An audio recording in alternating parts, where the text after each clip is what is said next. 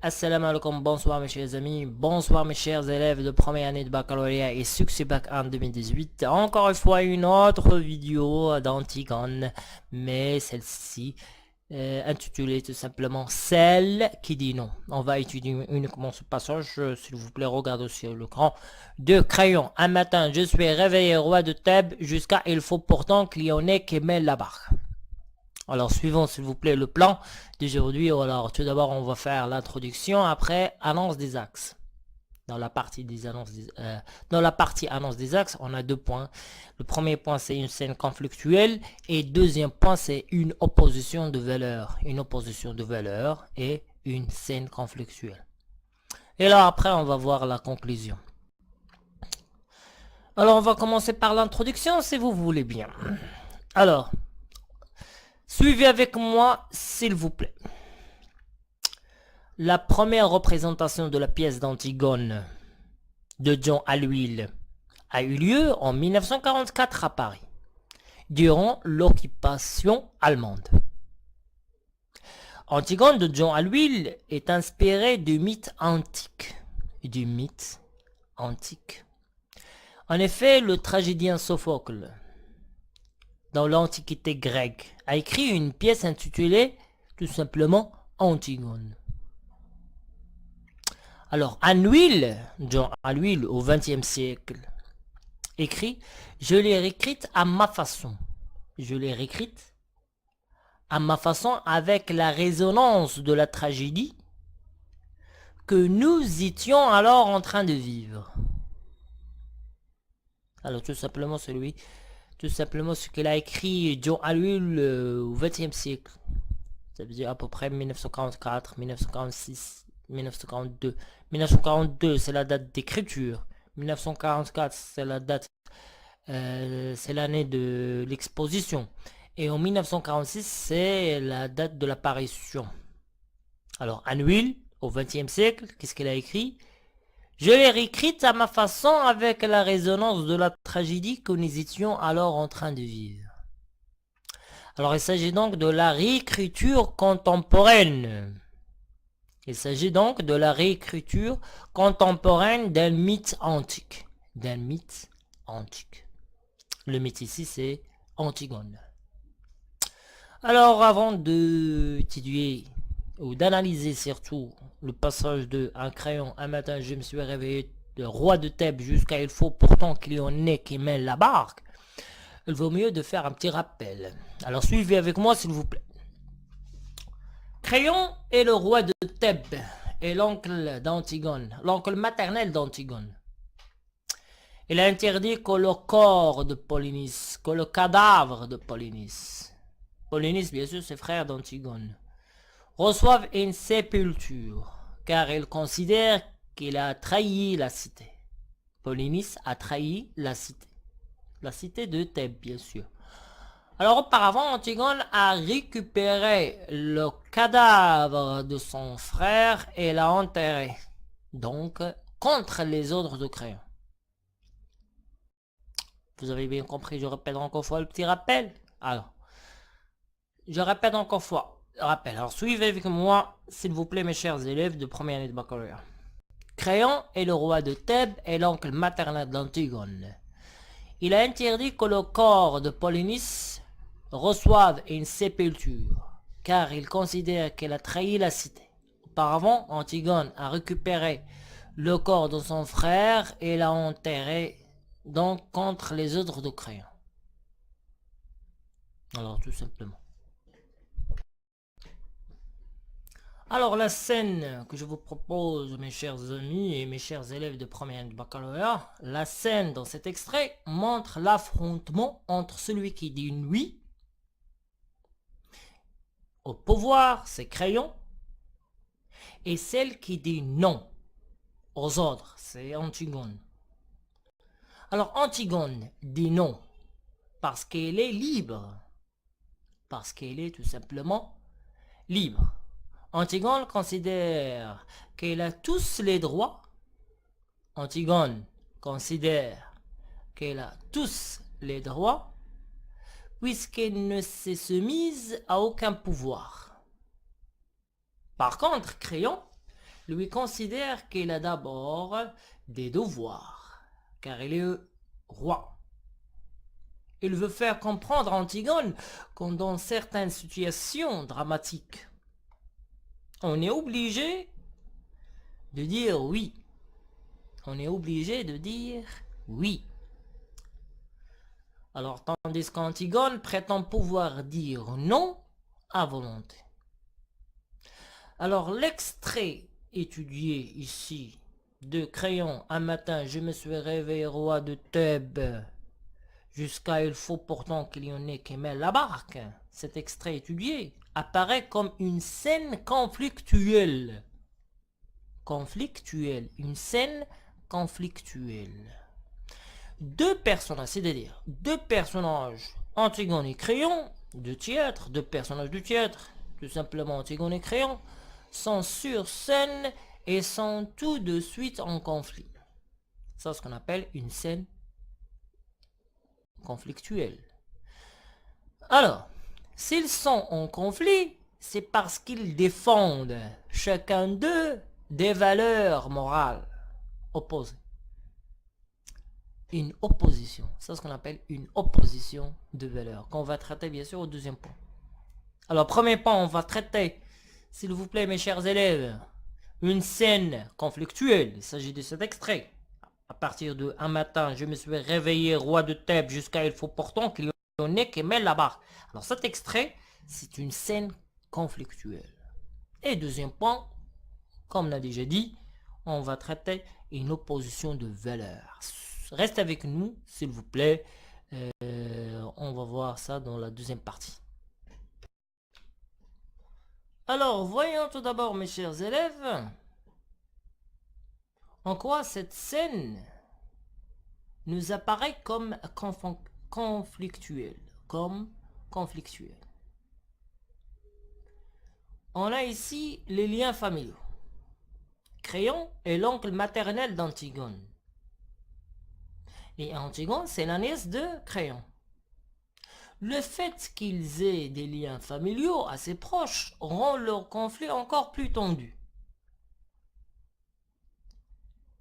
Le lien social, Antigone est censée d'être soumise à son oncle, d'une part parce qu'elle est une femme et que Créon est un homme, d'autre part parce que Créon a une fonction politique éminente et le roi de Thèbes.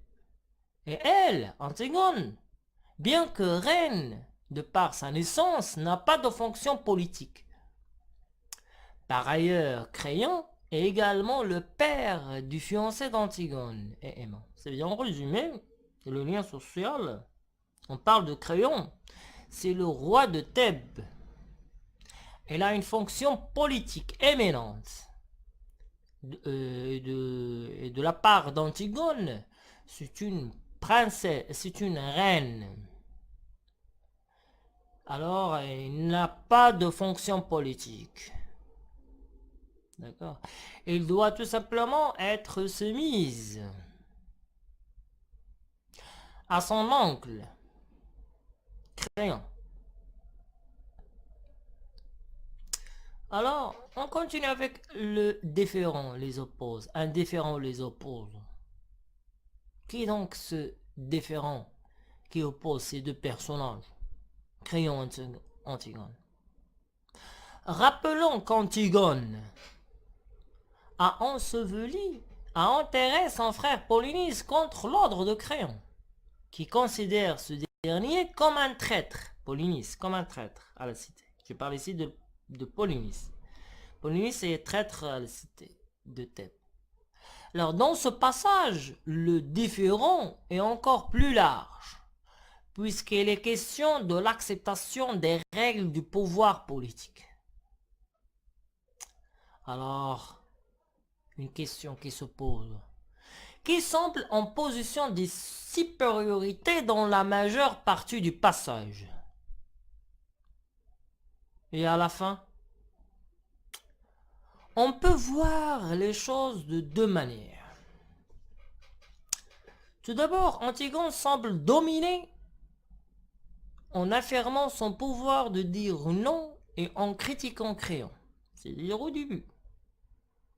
Mais à la fin, Antigone se referme sur elle-même et n'oppose à Créon que sa volonté de mourir pour ses idées. Alors je répète encore une fois cet extrait. Qui semble en position de supériorité dans la majeure partie du passage et à la fin. Antigone, tout d'abord, semble dominer en affirmant son pouvoir de dire non. Au pouvoir, bien sûr. Et en critiquant Créon. Mais à la fin, Antigone se referme sur elle-même et n'oppose à Créon que sa volonté de mourir pour ses idées. Le pouvoir gagnerait donc sur l'insoumise. Le pouvoir, ça veut dire représenté par Créon, gagnerait donc sur l'insoumise. L'insoumise ici, c'est l'exemple d'Antigone. Mais on peut aussi considérer l'inverse. C'est-à-dire que l'insoumise, Antigone, gagnerait donc sur le pouvoir. Est-ce que vous avez compris? L'insoumise, ça veut dire Antigone, gagnerait le pouvoir. Sur le pouvoir. Mais, est-ce que c'est possible? Alors, durant la majeure partie du passage, Créon prend les choses à la légère. Ici, pour vous assurer que vraiment l'insoumise gagnerait donc sur le pouvoir.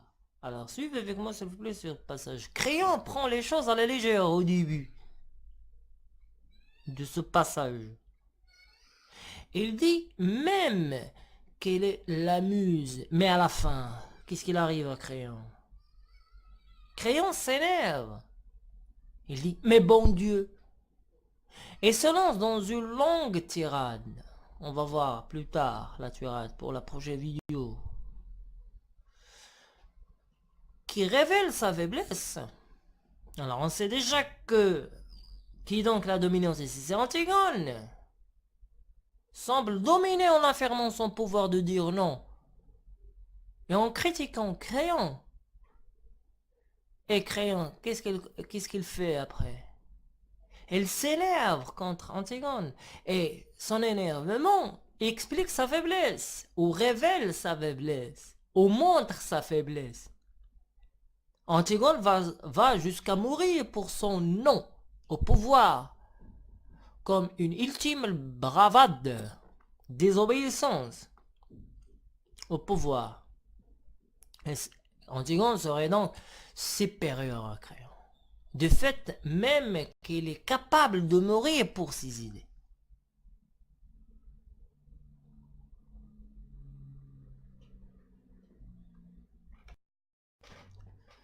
Une opposition de valeurs.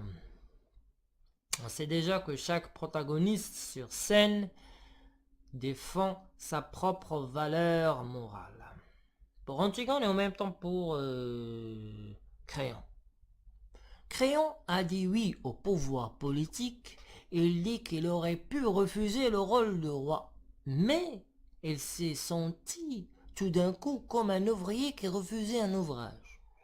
C'est par le sens du devoir qu'il a accepté. Le sens du devoir. Alors le sens du devoir qui le pousse à accepter d'être roi de Thèbes. En disant non, Antigone revendique exactement la position inverse. Celle de rester elle-même, Antigone, l'insoumise, la révoltée. Hors d'un engagement politique ou social, mais en enterrant son frère Polynice contre l'ordre de Créon, qui interdit de tels actes. Elle a suivi, Antigone a suivi la volonté de Dieu. Elle respecte en fait un pouvoir plus haut que la politique de Créon. Une morale plus haute que la politique de Créon, celle de la religion. Et non pas un sens du devoir qui confine pour elle à la simple gestion terre à terre des affaires de la cité. Alors, Pour conclure, la religion, pour Antigone, est plus haute et plus supérieure que la politique. La religion contre la politique. La religion contre la politique. C'est ce qu'on appelle une relation conflictuelle. Le ton des répliques d'Antigone est vif, acerbe et critique, à la limite du respect que l'on doit à un roi, comme exemple de Créon, le roi de Thèbes. Le ton des répliques de Créon est d'abord plus léger au début, plus distant aussi. Puis il finit par s'énerver, par secouer Antigone et par se lancer dans une tirade presque lyrique. La tirade politique qu'on va voir la prochaine fois, fondue sur la métaphore filet du bateau, la barque qu'il faut mener. Alors, vraiment en position de force, puisqu'il est même prêt à mourir. Mais Créon aussi est prêt à mourir pour le bien commun. Créon favorise le bien commun que son personnel. Alors qui est donc supérieur à l'autre? On sait déjà que la pièce dans l'huile a été écrite en 1940, a été présentée en 1944. Le contexte historique d'une France occupée par les Allemands nazis entre en résonance avec une Antigone qui dit non à un pouvoir et qu'elle trouve excessif, injuste, voire même absurde. Alors, les valeurs en jeu dans cet extrait ont une portée universelle. La figure du rebelle solitaire qui s'oppose au pouvoir est une figure littéraire au théâtre récurrente. L'opposition est millénaire entre le monde terrestre conduit par des choix politiques et le monde des dieux que la religion invite à respecter. C'est l'opposition entre le pouvoir politique, ça veut dire gérer les affaires, etc., et le pouvoir religieux ou l'exigence morale supérieure. C'est ce qu'on appelle idéalisme philosophique. Nous arrivons à la conclusion de cette séance. Le personnage d'Antigone peut être vu comme une allégorie, une image de la résistance, s'opposant aux lois édictées par Créon, le pouvoir. Antigone refuse la facilité et préfère se rebeller, ne voulant pas céder à une prétendue fatalité. Créon, pour sa part, revendique de faire un sale boulot. Ça veut dire être roi. Parce que c'est son rôle et qu'il faut bien que quelqu'un le fasse. Alors John à l'huile, en écrivant cette pièce de théâtre, trouve ainsi le moyen de dénoncer la passivité de certains face aux lois dictées par les nazis allemands. Antigone symbolise la résistance qui s'obstine malgré les dangers encourus. Alors, il semble bien que homme révolté, n'importe quel homme ici, je parle d'Antigone, soit celui qui ait finalement pris conscience de son autonomie morale et sa liberté profonde d'être humain engagé dans le monde. Dans cet extrait, je parle de Créon. Un matin, je suis réveillé, roi de Thèbes, jusqu'à il faut pourtant qu'il y en ait qui mêlent la barque. Dans cet extrait, Antigone veut être seulement elle-même, la héroïne tragique. Rien qu'elle-même. C'est peut-être là sa limite. Croire qu'on peut exister sans les autres et hors des règles de la cité, c'est-à-dire les règles de la vie sociale et politique. Alors c'était avec vous, monsieur Youssef Dalal. Je viens de finir maintenant cette séance. Tout simplement, celle qui dit non, c'est Antigone. C'est la scène conflictuelle. J'ai déjà expliqué maintenant sur YouTube. Vous pouvez trouver la vidéo YouTube ou Facebook Live sur la chaîne, sur la page officielle Chronobac 2018. Alors, je vous remercie pour votre attention et pour votre attachement à la chaîne YouTube et en même temps à la page Facebook Chronobac 2018. Alors la prochaine fois, je vous propose la scène politique de Créon, ce qu'on appelle la tirade politique. Au revoir.